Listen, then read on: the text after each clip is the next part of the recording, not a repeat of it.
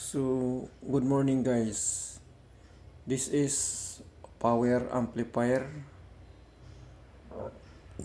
I already opened.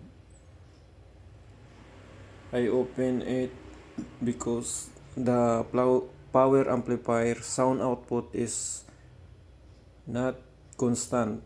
Sometimes goes high, sometimes goes down.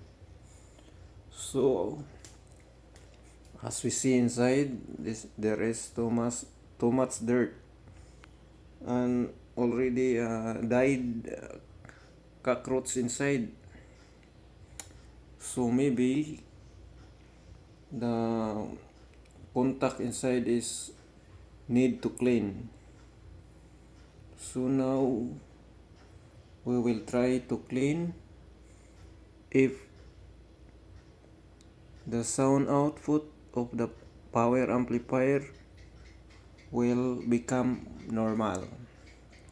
So we will hoping that it will be back to normal again without any damaged part to replace. So thank you for watching. This only a maintenance.